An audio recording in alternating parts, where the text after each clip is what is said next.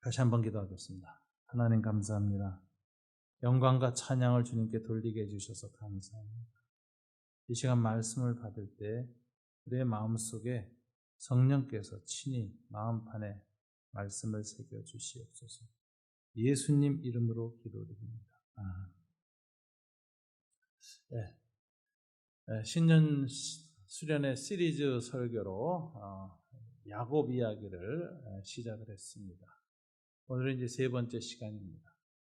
야곱의 생애를 보면 하나님이 야곱에게 크게는 4번 나타나셔서 특별한 계시를 주셨습니다. 첫 번째는 에서를 피해서 삼촌 라반의 집으로 도망갈 때 베델에 하나님이 나타나셨죠. 그래서 사닥다리가 보였고 천사가 오르락 내리락 하는 것이 보였습니다. 그것에서 야곱은 하나님께 서원을 했습니다. 11조를 드렸고 그 서원의 내용은 나로 이 아버지 집으로 돌아오게 하시면 내가 이곳에다 제단을 쌓겠습니다. 그리고 기름을 붓고 자기 전 재산을 붓고 11조를 드리겠다는 그 서원을 하면서 이제 떠났습니다. 삼촌 라반의 집에서 20년간 있는 동안에 중간에 하나님이 말씀하신 사건이 나와요. 그러나 그것은 과정 중의 이야기인데 31장에 보면은 하나님이 나는 베델에서 나타난 하나님이다. 네 아버지 집으로 돌아가라 하는 말씀을 야곱에게 주셨다라고 야곱을 말하고 있죠. 그러나 결정적인 사건은 이제 두 번째입니다. 언제냐? 약복강에서 씨름하시는 하나님을 만나는 것입니다. 그리고 그곳에서 야곱은 비로소 야곱이란 이름이 아니라 이스라엘이란 이름을 얻게 됩니다. 구약의 이스라엘 공동체의 자기 정체성이 첫 세워지는 놀라운 하나님의 계시를 받는 사건이 이제 그곳에서 있었습니다. 그리고 신년 첫 저녁 금요 집회 때 주신 말씀은 약복강을 통해서 가나안 땅으로 돌아왔지만 아직 베델로는 돌아가지 않았어요. 그가 베델에서 하나님 처음 만나서 떠날 때 나로 돌아오게 하시면 이곳에 제단을 쌓고 11조 드리겠습니다 했는데 그 약속을 지키지 못하고 세김이라는 사람의 성읍 앞에서 진을 치고 있었습니다. 10년을 세월을 보내요. 가나안 땅에서.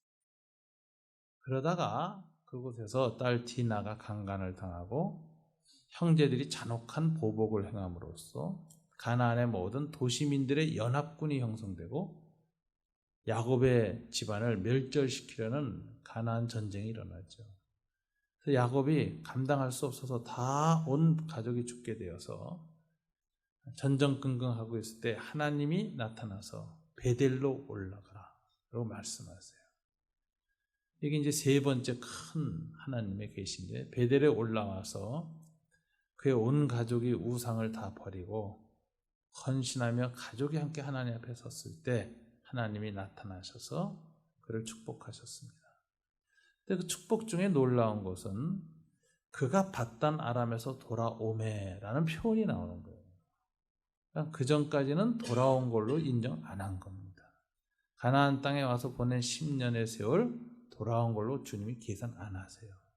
베델까지 왔을 때 비로소 돌아왔다. 저와 여러분의 삶 속에서도 하나님께 돌아가는 여정 중에 하나님이 아직은 안 돌아온 것이다 라는 중간지대에 머무르고 있는 사람들이 많습니다. 우리의 삶 속에서 내가 어디까지 돌아가야 하나님을 다시 만나고 회복하고 내가 새로운 삶을 시작할 수 있을까? 주님이 어디까지 돌아오기를 원하시는가? 깊이 묵상하시면서 온 가족과 함께 베델로 다시 서시는 은혜를 누리시기를 주님 이름으로 축원합니다. 그게 이제 베델에 나타난 하나님, 이게 이제 세 번째죠. 그때 하나님이 받단 아람에서 돌아왔다고 인정해 주시고 축복하시고 그리고 이런 표현을 써요. 이제부터 내가 너를 이스라엘이라고 불러주겠다. 그래서 부르심이 시작됩니다. 그러니까 전에 약복강에서는 이스라엘은 이름만 받았고 하나님이 여전히 야곱이라고 부르셨어요. 근데 베델로 돌아왔을 때 이제 이스라엘로 불러주기 시작하는데 하나님의 부르심이라는 것, 아까 우리 윤성진 목사님 예수님의 부르심, 하나님의 부르심에 대해서 생각해요. 부르심에는 능력이 있고 권위가 있어서 온 피조물이 순종합니다. 하나님 이스라엘을 불러주는 순간부터 야곱은 존재가 바뀌는 거예요. 새 피조물이 되는 거예요. 부활한 나자로처럼 다시 부활한 신앙의 자아가 생기는데 그것이 바로 이스라엘의 자아가 생기는 거죠. 그래서 진정한 변화, 진정한 새로움은 베델에서 이루어진다. 온 가족과 함께 베델까지 가야 하나님이 온 곳으로 인정하시고 이스라엘로 빚기 시작하신다. 2015년 신년 새해 첫 주 예배입니다, 오늘이. 그러니까 이 아침에 우리가 간절히 소망하는 게 있죠. 뭐죠? 빚어지는 거죠. 2015년. 새로운 삶, 새로운 내면, 새로운 가정, 새로운 사역이 빚어지길 원합니다. 이것은 우리가 베델을 지날 때 가능하다 하는 생각. 오늘 본문은 크게 보면 네 번째 하나님이 나타나신 내용이라고 볼 수 있어요. 중간에 조금 나타나긴 했어요. 결정적인 것이 네 번째인데 오늘은 야곱의 생애의 아주 오랜 후입니다. 하나님 그를 이스라엘이라고 부르시고 이스라엘로 빚어가시는 과정 중에 늘 좋은 일만 있느냐? 그렇지 않습니다. 이스라엘이란 자아로 빚어갈 때는 인생에서 늘 부닥치는 그 고난을 변함없이 한결같이 다른 사람하고 똑같이 겪게 하시고 그 고난을 통해서 이스라엘로 빚으신 하나님을 볼 수 있어요. 인생에서 피할 수 없는 고난 중에 하나가 사랑하던 사람들과의 이별 내지 사별이죠. 베델에서 내려온 이후로 야곱은 생애 중에 가장 큰 슬픔을 겪습니다. 사랑하던 아내 라헬이 죽는 일을 겪어요. 베들레헴에다 그 시신을 묻었습니다. 그래서 거기에서 야곱이 크게 슬펐습니다. 라헬은 그의 첫 여인이었습니다. 그 여인에 대한 첫사랑에 빠져서 산천 밑에서 7년을 아내를 얻기 위해서 품삯 없이 노동을 했는데 수일처럼 여겼다 이렇게 돼 있어요, 성경에. 7년을 수일처럼 여기는 로맨스로 가득 찼던 7년이었죠.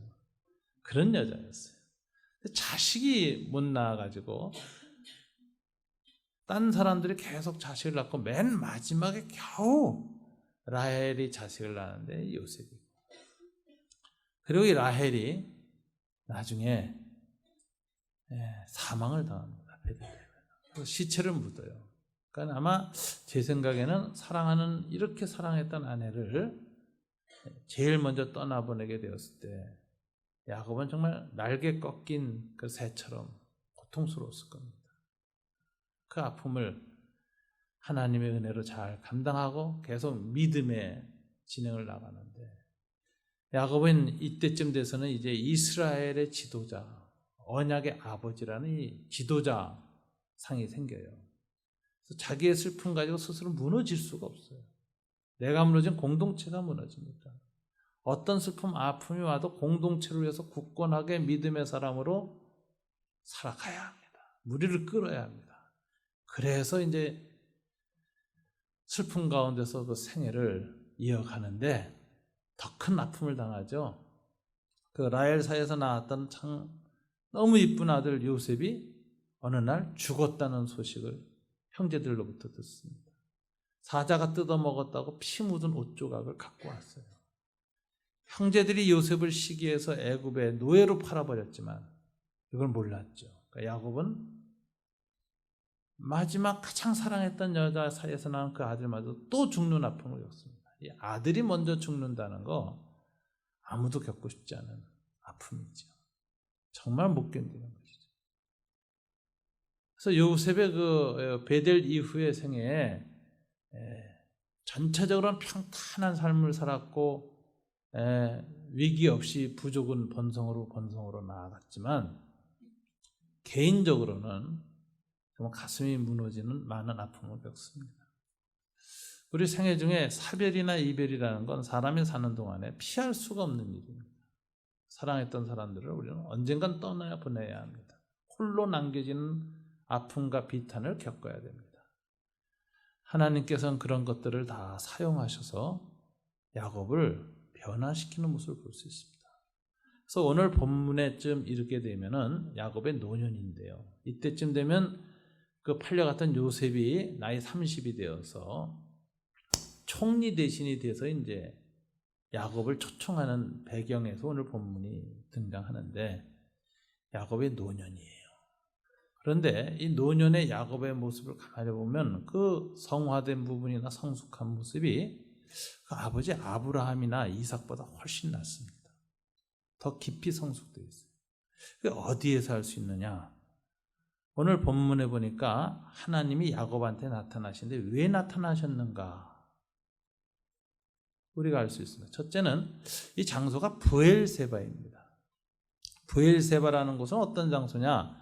이스라엘 최남단 도시예요. 그래서 이 팔레스타인 가나안 지경을 벗어나서 이 브엘세바를 딱 떠나면 이제부터는 광야, 네게브 사막이 시작되어지고요. 이 사막을 건너면 바로 애굽입니다. 그래서 이제 이스라엘의 마지막 남단에 있는 국경 도시, 소위 애굽으로 넘어간 관문 도시입니다. 또 이곳에 사람들이 모이는 이유는 이곳에 마지막 우물이 있어요. 그래서 저 헐몬산에서 흘러내린 북방 시리아 지역에서 내린 그 산에서 내린 물이 흘러내려서 요단강까지 갈릴리 호수 요단강을 거쳐서 사해로 들어가는데 그 물줄기 중에 하나가 산맥, 중부 산맥을 타고 지하수가 돼서 쭉 내려가 가지고 그 산맥이 끝나서 광야로 딱 사막으로 이어지는 그 마지막 끝자리에 브엘세바가 있어요. 거기에서 샘물이 터져요. 아브라함도 거기에 머물고 이삭도 거기에 머물고 야곱도 거기에 머물렀는데 요단강이나 사해 쪽에 물이 다 말라도 산맥, 중부 산맥을 뚫고 내려온 이 지표수는 남기 때문에 대기근이 오거나 기근이 오면 마지막에는 브엘세바로 소떼 양떼 사람이 모이는 겁니다. 이때 이제 팔레스타인 지역에 고대 대기근이 이제 시작되어집니다. 그래서 이제 야곱도 브엘세바까지 간 것이죠. 이런 브엘세바는 국경 관문 도시고 남방의 마지막이고 기근을 마지막 살아남을 수 있는 난민 캠프처럼 되어져 버린 그곳입니다. 굉장히 고생스럽고 이제 온 가족이 여기에서 죽을지도 모른다는 그런 막바지 상황에 부닥쳤는데 아주 큰 희소식이 왔습니다. 무슨 소식이 왔는가? 죽은 요셉이 살아있다는 소식이에요. 살아있어도 어떻게 살아있어요? 애굽의 총리 대신이 됐어요. 애굽은 미리 기근에 대해서 요셉이 본 꿈에 의해서 저축을 해놔가지고 곳곳에 사일로라는 걸 지었는데 여러분 사일로라는 게 뭐죠? 곡식 보관창고죠. 둥그렇게 해서 곡식 쌓아두고 밑에 열면은 곡식 떨어지는 거예요. 이 사일로라는 게 요셉 때 전 세계에서 처음 만들어져요. 7년 대기근을 대비하기 위해서 7년 풍년 때 농작물을 사서 보관해둔 것인데 사일로를 발명한 사람이 요셉이죠. 요셉. 그래서 곡식창고, 대규모 곡식창고를 곳곳에 만들어 놓고 기근을 대비해서 그곳에 가면 먹고 살 수 있어. 얻어먹을 수가 있어요. 근데 그렇게 될 때 아무나 애굽이 받아들입니까? 군대를 철저히 막고 안 받아들이죠. 그런데 이 브엘세바에서 엄청난 경사가 났습니다. 애굽에서 군대와 수레바퀴가 도착했어요. 오늘 본문에 보니까 수레바퀴가 와서 자기 아버지 야곱과 자기들의 처자들을 태우고 이렇게 되어 있는데 고대 사회에서 이 수레가 온다는 거 쉽지 않습니다. 이 수레는 요셉이 총리로 있었던 왕조, 이거 왕조를 애굽에서는 힉소스 왕조다 이렇게도 얘기하고 또는 뭐 다른 왕조다 하는데 특징인 것은 힉소스 왕조는 세계 최초로 전투할 때 병거, 즉 수레를 만든 사람입니다. 그래서 말이 끄는 수레에 두 사람의 군사가 올라서서 한 사람은 창을 가지고 궁수를 보호하고 궁수는 그 보호를 받아가지고 자유자재로 활을 쏘고 그 다음에 그 창을 가지고 마차를 몰면서 가까이 접근한 사람은 이제 모는 사람이 찌르는 이런 전법을 썼는데, 그 전까지는 그냥 보병 전투였어요. 근데 갑자기 이제 이 병거라는 게 나오고 수레가 나오고 이게 전투에 도입되니까 에집트 보병군이 여지없이 깨졌습니다. 그래서 히타이트 족속 중에 하나인, 그 당시에 중근동 지역에 있었고 지금은 이제 멸족된 족속입니다. 그 족속 중에 하나로서 힉소스라고 하는 부족이, 왕국이 애굽을 공격해가지고 나일강 삼각주 지역을 차지하고 그 애굽의 남부 지역에 독특한 왕조를 만드는 이 셈족 계열의 왕족, 이것이 이제 요셉이 총리 대신이 되었을 때의 왕조입니다. 이방인 왕족이죠. 요셉이 셈족이잖아요. 그의 총리 대신이 될 수 있었던 것도 아마 그런 거 아니었을까, 이렇게 이제 예측을 합니다.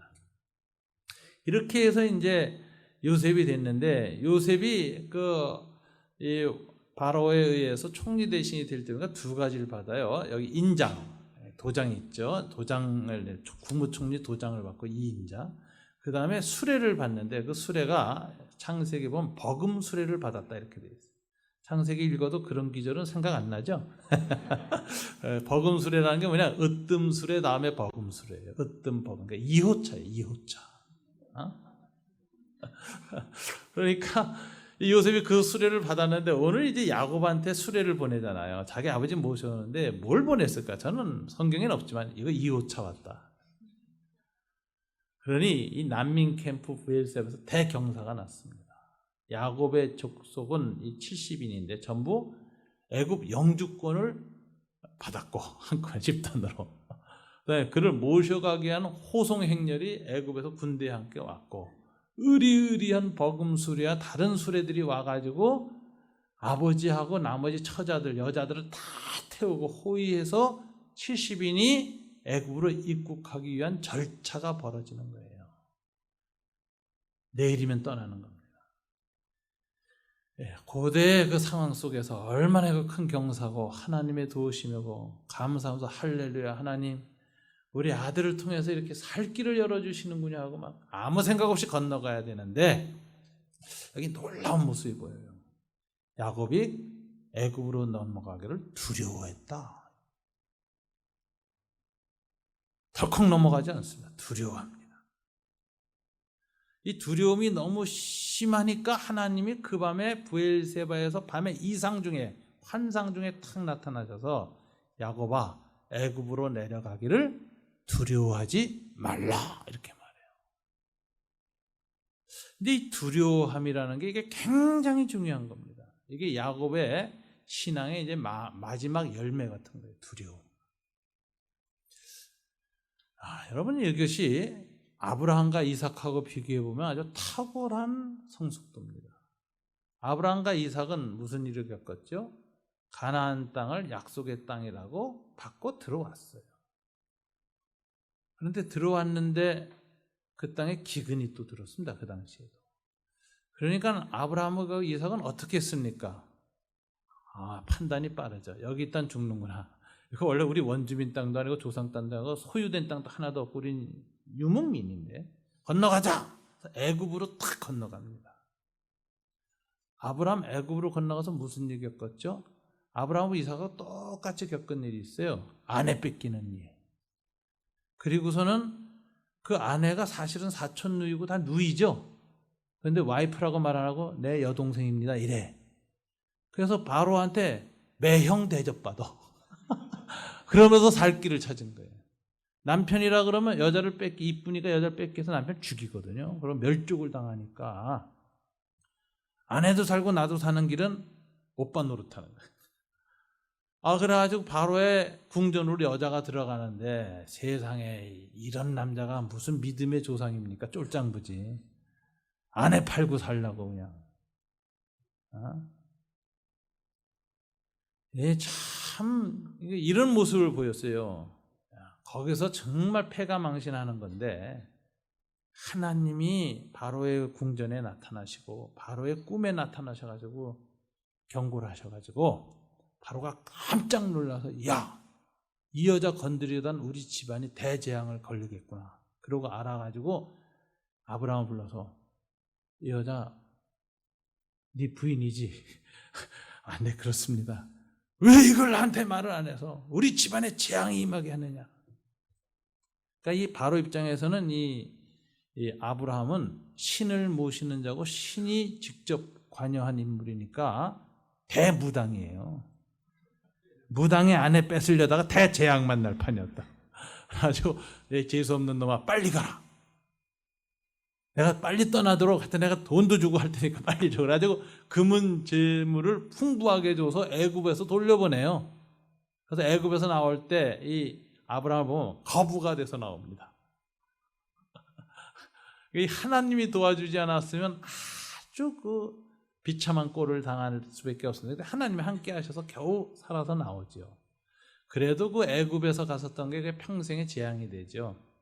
거기에서 누가 이제 따라 나오느냐? 하갈이라는 몸종이 따져 나오는데 이 몸종 때문에 하나님의 약속보다는 인간적인 방식에 의해서 자식을 얻으려고 이스마엘이 태어나고 이스마엘이 태어나는 바람에 이삭을 하나님 앞에 바치기 전에 먼저 이스마엘을 광야로 내보내는 아들을 광야로 내보낸다는 건 죽이는 거죠.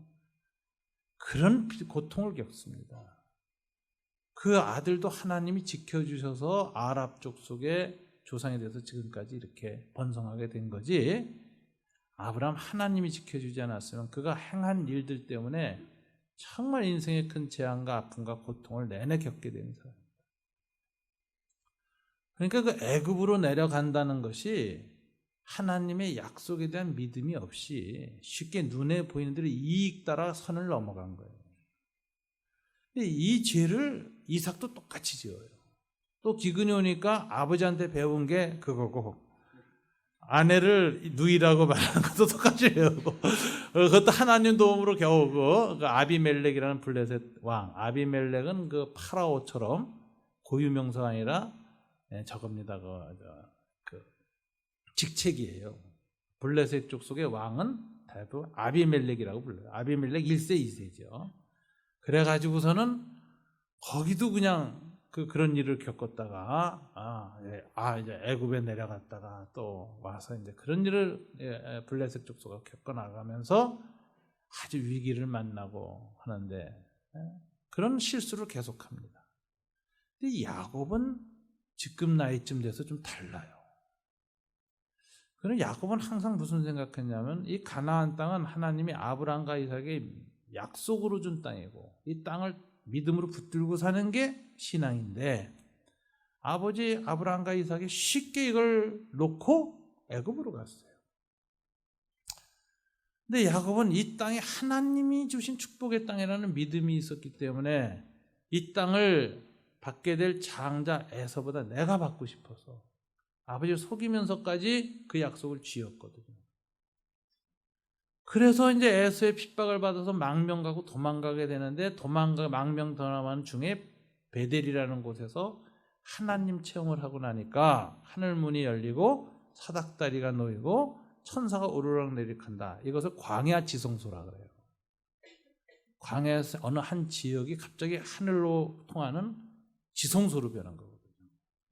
거기서 하나님 앞에서 그가 부르짖는 게 뭐냐면은 나로 이 땅으로 다시 돌아오게만 해주시면 이게 약속을 주자는 거죠. 제가 속여서 장자의 축복과 약속을 지었지만 저는 여전히 약속을 굳게 붙들고 살겠습니다. 저로 하여금 이 약속의 땅으로만 돌아오게 해주시면 내가 이곳에서 하나님을 다시 섬기겠습니다. 그리고 20년 망명 생활했는데 하나님이 베델에 나타난 하나님이라 돌아가라 그러니까 그 약속을 붙들고 돌아오는 중에 에서와 군대와 만나게 생겼으니까 그때 야복강에서 도망가지도 않고 다리는 부러졌고 이 땅에서 그 축복을 누리겠다고 기도하니 하나님이 축복하셔서 형 에서와의 모든 갈등이 밟는 듯 사라지는 놀라운 은총을 누리고 다시 가나안 땅에 살 수 있고 그 약속을 지었어요.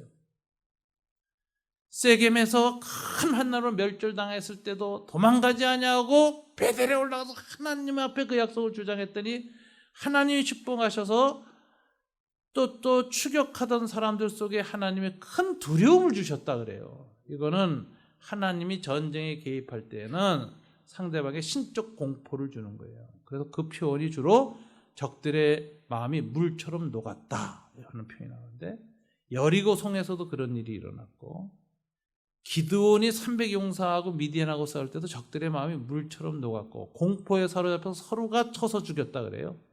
이 전쟁통에 갑자기 공황장애가 전 군대가 걸려버리면서 그냥 다 혼비백산해버리는 그런 일을 하나님이 일으키시는데, 그게 신의 전쟁, 하나님의 전쟁 개입의 특징 중에 하나였습니다. 근데 야곱을 쫓던 연합군이 그 두려움에 빠져서 야곱을 추적하기로 호련히 멈추게 되고, 야곱은 역시 그 가나안 땅에서 하나님의 은혜로 살 수 있게 됐어요. 그 후에 아내도 죽었고 요셉도 잊어버렸고 슬픔과 고통이 많지만, 그 땅은 여전히 야곱에겐 약속의 땅이에요. 절대로 쉽게 포기하고 떠나서는 안 되는 땅이에요. 아버지 아브라함이나 이삭처럼 기근이 왔다고 해서 쉽게 버리고 넘어가서는 안 되는 땅이에요. 그 땅은 마치 약속의 토큰 같은 거였어요. 하나님의 모든 언약, 하나님 나라의 모든 언약의 토큰 같은 성격을 갖고 있는 땅이 가나안 땅이니까 나는 이 땅을 떠날 수 없다라고 딱 붙들고 있었는데, 떠나지 않으면 안 되고 안 떠나면 다 굶어 죽을 수 있는 상황에 몰려서 매일 새벽까지 밀려 내려왔고 있는데, 갑자기 수레가 닥쳤고 집단 이주가 가능한 허락이 일어났고 곡식이 있는 땅에서 새로운 거주가 주어졌는데, 아브라함이나 이삭 같아서 어땠을까요? 노래하며 넘어갔을 거예요. 잔치배 풀고. 야곱은 이것이 또 다른 믿음의 배신이, 하나님의 약속에 대한 불신앙의 표현일 수 있다라는 것 때문에 안 넘어가고 두려워하며 버팁니다. 자식들은 아버지 빨리 가자 그러고 바깥에서는 빨리 나오시라 그러는데 야곱 안 움직여요. 안 움직여요. 왜? 두려움 때문에.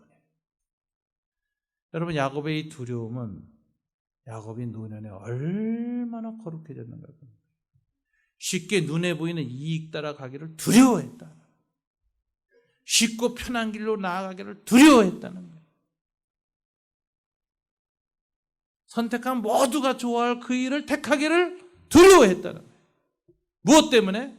하나님의 약속이 없는데 어떻게 내가 내 이익, 내 생각, 내 판단 따라 발걸음을 옮기겠다. 못한다. 두려워서 머무니까 그 두려움이 하나님에 대한 깊은 경외지심에서 나오는 걸 하나님이 보시고, 야, 저 두려움은 사람의 말이나 위로나 요셉이 보낸 편지나 서신 가지고 풀려질 아닌 영적 두려움이고 신앙적 두려움이란 하나님이 아시니까 이건 내가 직접 풀어줘야 되겠다. 그래서 그 밤에 나타나시. 그래서 저는 이 야곱의 두려움이라는 건 굉장한 신앙이다. 노년의 야곱의 신앙은 노년의 이삭이나 아브라함보다 훨씬 더 거룩해졌다. 근데 저는 이 야곱의 모습을 보면은 하나님의 참 은혜를 알 수 있어요. 소망이 생겨요. 왜? 아브라함이나 이삭은 좀 본성이 괜찮은 사람이에요. 아브라함은 믿는 걸 잘하는 사람이에요. 원래 믿음의 조상이에요. 잘 믿어. 괜찮은 사람이에요. 이삭은 성품이 순종을 잘해요. 순종을 잘해요. 우리 윤성진 목사님만큼 순종을 잘해요. 순종해서 성품이 원래 거절을 못하는 사람. 순종하고. 이삭은 얼마나 또 평화의 삶입니까? 블레셋 사람이 우물을 팔 때마다 뺏으면 10번을 양보하잖아요. 그거 파놓으면 내놔라 그러면 이게 왜 네 거냐? 내가 팠는데 이럴 법한데 다 양보합니다. 그리고 팔 때마다 나오니까 뺏어 먹은 사람이 가만히 보다 놀라는 거예요. 저 심상치 않은 사람인데. 그래서 와가지고 당신의 하나님이 위대한 하나님이요, 우리 평화롭게 삽시다. 이 사람 건드리면 안 되겠다. 이럴 정도로 참 성품이 좋아요. 평화에 살아요. 아버지가 소년 때 자기를 죽이고 제물로 삼으려고 하는데도 그 젊은 아들이 그 늙은 아브라함 업어치기 할 수 있는데 안 하고 그냥 죽을 생각하고 비명 하나 안 지르고 가만히 있어요. 이거 굉장하죠. 이거 굉장한 순종의 아들이에요. 성품이 좋아요. 근데 야곱은 다릅니다. 야곱은 태어날 때부터 이게 민감한 손해보고 못 견디는 거예요. 손해보면 무슨 수를 써도 반전시키는 사람이에요. 업어치기의 명수예요. 형 업어치기하고 중근동 최대의 사기꾼 라반을 업어치기 한 사람. 두 딸 가지고 20년을 업어치기 한 라반을 업어치기 해서 재산을 다 쥐고 나온 사람. 오죽 업어치기에 이길 수 없는지 라반이 이젠 우리하고 좀 떨어져 살자. 너 못 데리고 살겠다. 하도 손해를 보니까. 이러고 온 사람이니까 이게 보통 사람 아니죠. 이렇게 야비하고 이기적이고 계산자라고 손해 안 보는 이런 기질의 사람이 마지막에는요, 아버지 아브라함과 이삭보다 훨씬 거룩해집니다. 그래서 이 구약의 인물들 중에 조직 신학자들은 야곱을 딱 제포해서 성화라는 주제를 삼아요. 태어날 때부터 타락과 이기심 강한 사람도 하나님의 은혜로 성화가 가능하다는 대표적인 사람, 이삭이죠.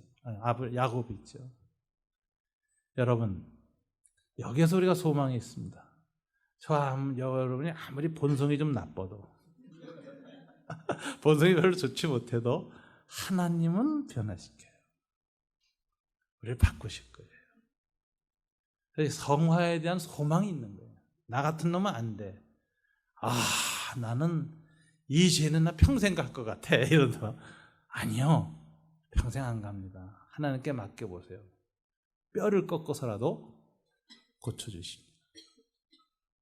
변화시키십니다.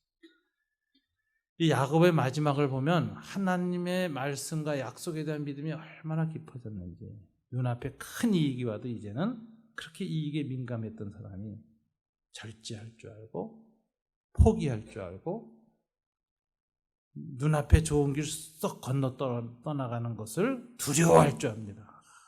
이 두려움이 너무 하나님 귀에 있던 거예요. 그래서 야곱아 하고 나타나서 제일 먼저 하는 말이 두려워 말라. 이번 일은 내가 주도한 변화다. 이제 가나안 땅을 떠나는 것은 네가 내 명령 없이 네 마음대로 네 이익 따라 떠나는 것이 아니라 내가 너희 민족과 온 세계를 구원하기 위한 구원을 이루기 위해서 준비하는 계획 중에 하나다. 애굽으로 내려가라. 내가 약속하마 그곳에 내가 너와 함께 가겠다. 그곳에서 큰 민족을 이루고 하늘의 별 바닷가의 모래처럼 믿음의 약속 언약의 자손을 내가 이끌어내서 하나님의 나라를 가현적으로 보이는 고대의 왕국을 하나 창설할 것이다. 이스라엘이라는 국가를 내가 창설하고 그들에게 하나님 나라의 헌법, 그 당시 고대 제국들은 갖지 못한 인간 안에 있는 하나님의 형상, 인격을 위대하게 보장해주는 고대 세계의 가장 큰 인권 제정과 같은 인권선언 같은 신해산 율법을 내가 너에게 주고 너희 중에 빚을 탕감해주고 노예제도를 없애주고 희년제도를 세우고 정의와 공의가 편만한 하나님이 보시고자 하는 국가가 어떤 국가인가를 너희를 통해서 한번 빚어갈 것이다.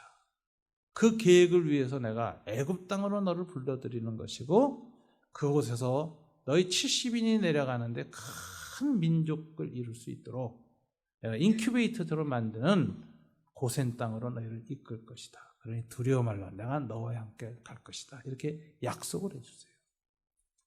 이 약속을 받으니까 야곱은 비로소 두려움에서 벗어나서 큰 평안을 가지고 애굽으로 건너갑니다. 그 마음속에 만왕의 왕 천지를 창조하신 하나님께서 이 가는 길을 허락하셨고 하나님이 준비하셨고 나와 함께 가신다.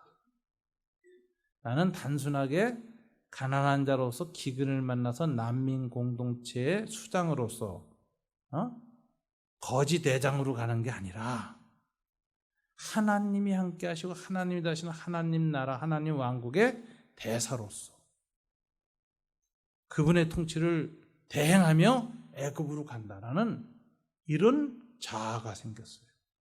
이게 신앙 때문에 생긴 거죠. 이런 자아가 생겨서 가니까는 애굽의 바로를 만나는 자세가 다릅니다. 여러분 47장을 한번 보시면 7절부터 10절을 보세요. 47장 7절부터 10절 교독할까요? 요셉이 자기 아버지 야곱을 인도하여 바로 앞에 서게 하니 야곱이 바로에게 축복하매 바로가 야곱에게 묻되 네 나이가 얼마냐? 야곱이 바로에게 이르되 내 나그네 길의 세월이 130년이니이다. 내 나이가 얼마 못되니 우리 조상의 나그네 길의 연조에 미치지 못하나 험악한 세월을 보내었나이다 하고 야곱이 바로에게 축복하고 그 앞에서 나오니라. 굉장히 재미있는 장면입니다.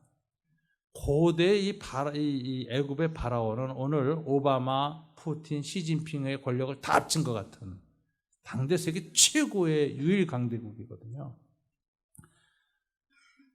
이거 아련하러 바로의 궁전에 들어가는데 야곱은 어떤 입장입니까? 난민 괴수, 거지 두령이에요. 초라하게 입고 탁 들어가요.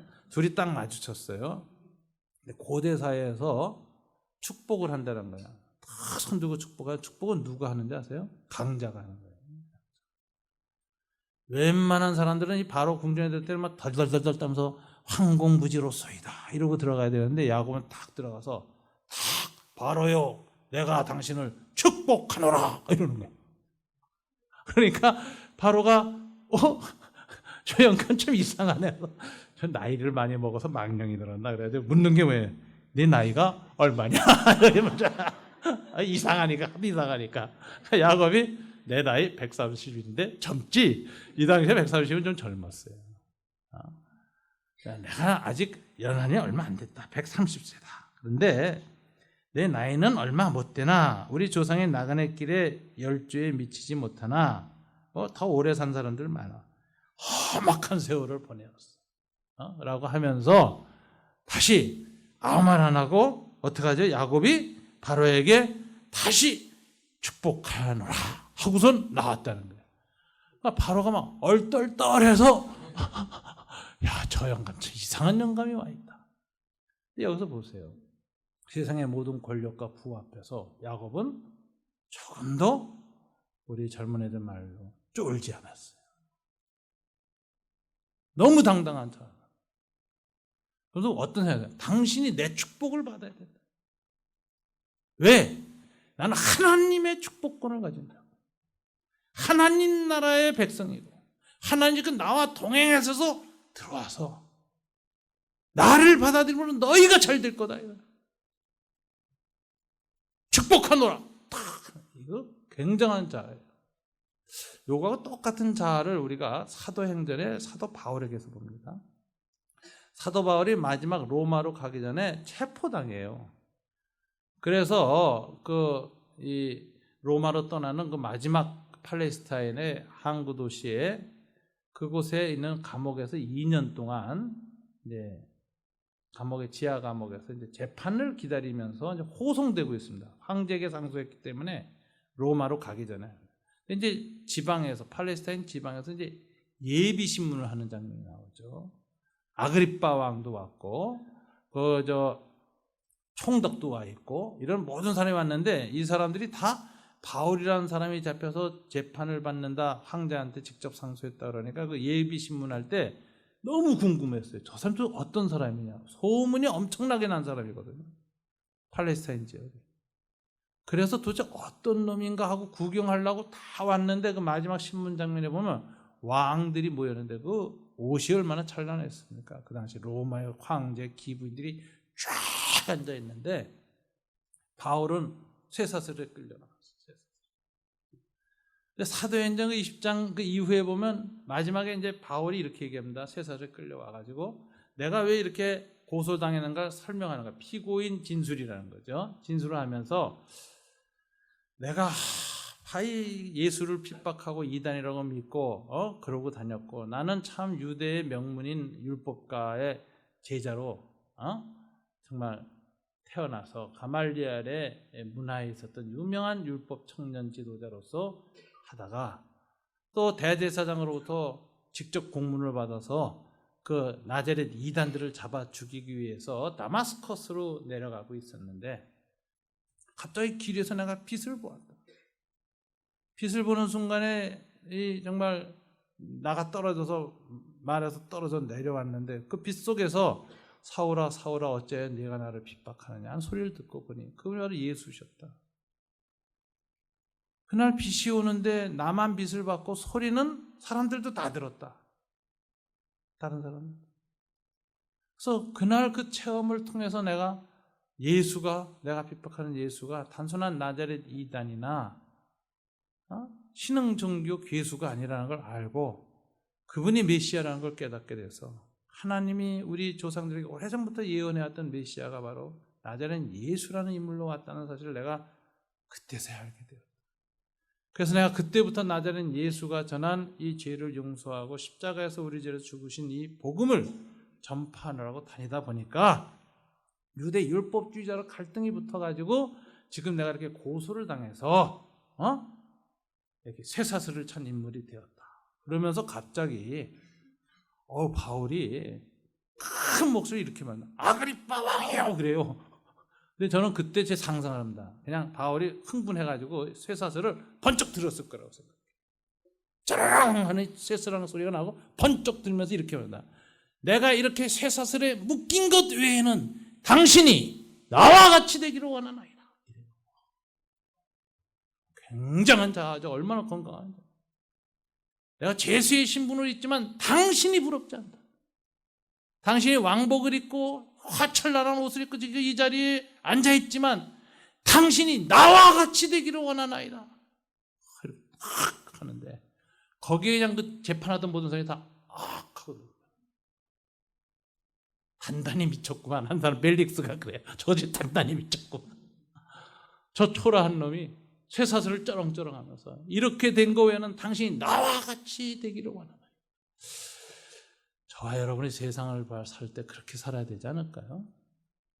돈 많은 사람, 권력 있는 사람 앞에 쫄아들어가지고 내 인생 남하고 비교하고 나는 너무 초라하다.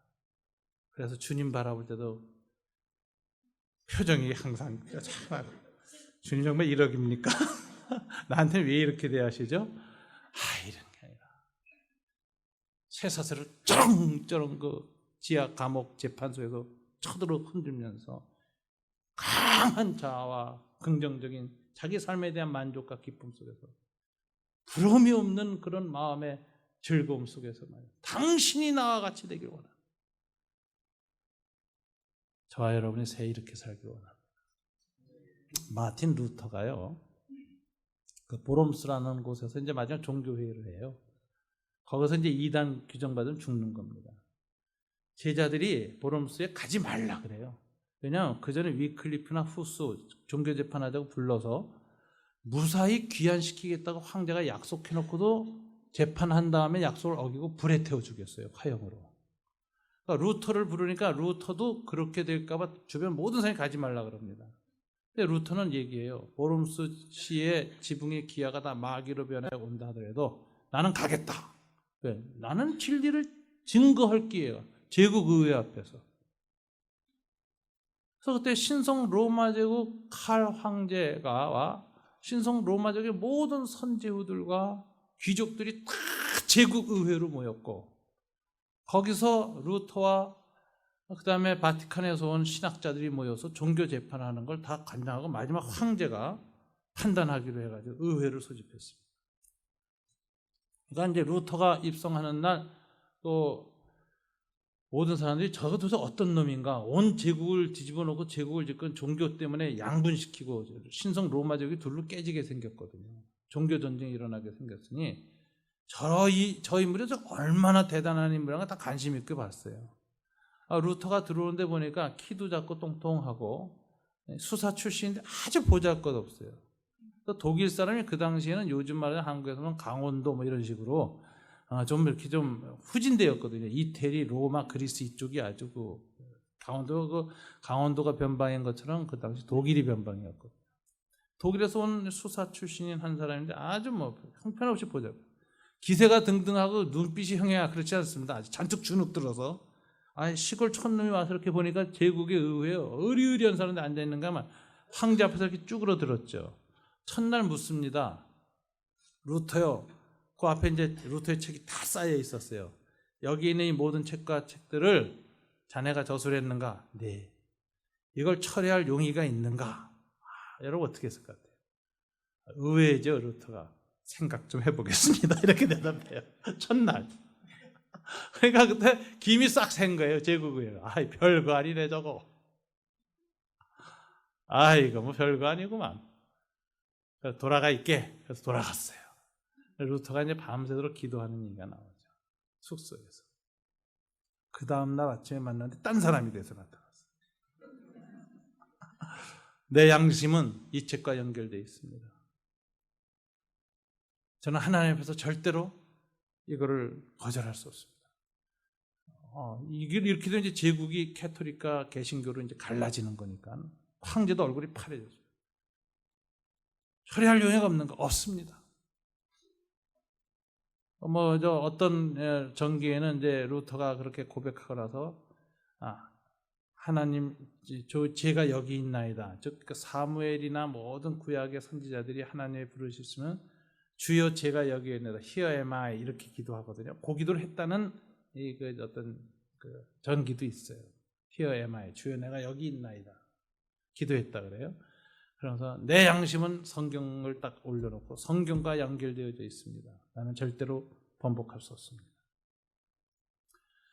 그래서 이제 황제나 귀족들이 얼굴이 파랗게 제국이 끝납니다. 이건 전쟁이 시작된 거예요. 이제 종교 전쟁.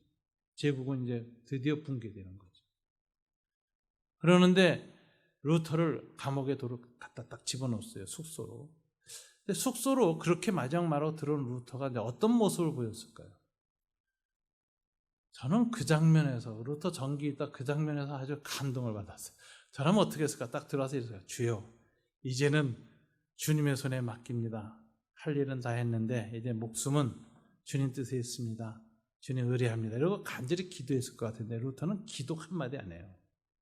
들어오자마자 기도도 안 하고 너무 좋아서 깡충깡충 두 손 들고 뜁니다. 그래서 이렇게 말합니다. 주여, 해냈습니다. 해냈습니다. 루터는 자기가 죽고 사는 게 문제가 아니었어요. 신앙 고백을 지키느냐 안 하느냐 이것만 가지고 밤새 기도하다 하나님의 은혜를 받아서 그 제국 의회에서 자기 믿음과 신앙을 지킬 수 있었다는 것에 너무 기뻐서 다시 연금될 때 죽을 거 생각 두려움 없고 해냈다! 저는 이게 바울의 모습, 이게 루터의 모습, 이게 신앙의 모습입니다. 2015년 저와 여러분 살면서 오늘 바로를 만나서 하나님의 이름으로 축복하는 이 신앙적 자아, 이거 회복되면 우리는 이 세상을 당당히 살 수 있습니다. 하나님의 자녀로 살 수 있습니다. 믿음의 사람으로 살 수 있습니다. 저와 여러분 2015년 오늘 첫 주 예배 드리면서 두려워하지 말라. 내가 함께 하겠다. 이 말씀 붙들고 시작하는 새해 되기를 주님 이름으로 축원합니다.